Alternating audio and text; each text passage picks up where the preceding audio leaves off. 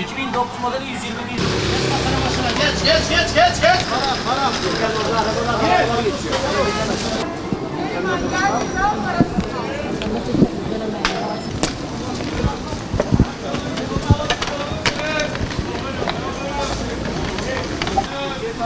Ama şekeri bu biraz güzel. Şoför yönlendi. Ümri abi. Allah'ım tek şeyini ayırıyorum. Abi tek şeyini ayırıyorum.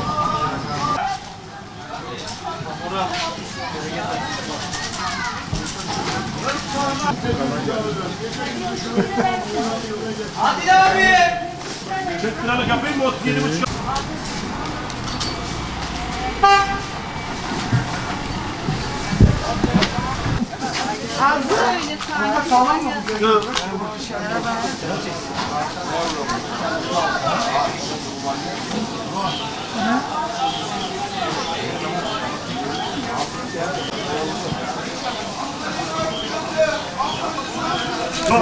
Kötü. Ne yapıyor?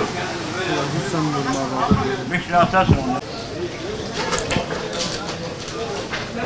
Baba 10 liralık olsun. Allah fiyatları görüyorsunuz kardeşim, yanıyor, pazar yanıyor.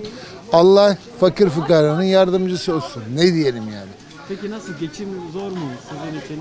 Ya geçim zor olmaz olur mu? Yani son zamanlarda mutfağın fiyatlarını görüyorsunuz. Yani sadece gıdayı kurtarmaya bakıyoruz. Başka bir şey yok. Yani Allah hepimizin yardımcısı olsun.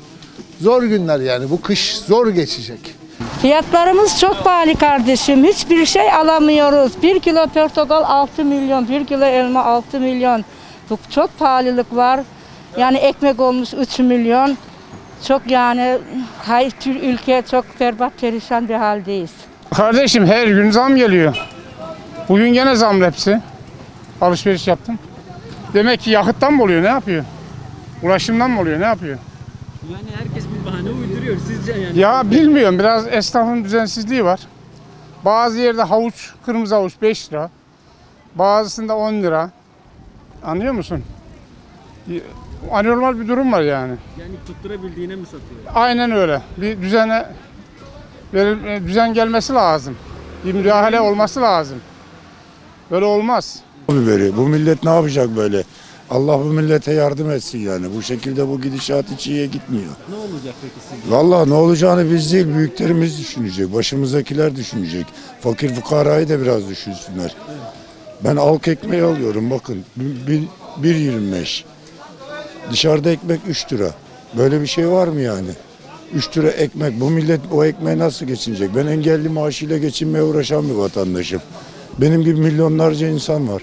Elektriğimi, suyumu ödeyemiyorum. Ondan sonra icralık, mahkemelik, hapishanelik. Suçumuz fakir olmaksa hapishanede yatmak mı yani? Bu mu yani? Allah pazar pahalı oğlum, ne yapacak? Bu halı alıyoruz işte, ne yapacak, yiyecek. Aç kalmadan. Peki istediğinizi alabiliyor musunuz? Vallahi alamıyoruz. İstediğimizi alamıyoruz. Alıyoruz, en ucuzlardan alıyoruz. Nerede ucuz var onu alıyoruz. Ne yapacak işte? Gücümüz yetmiyor. Fiyatlar çok yüksek. Evet. Peki nasıl olacak? Valla nasıl olacak? Sizce? Bunlar bir çare bulması lazım çünkü millet zor geçiniyor. Evet.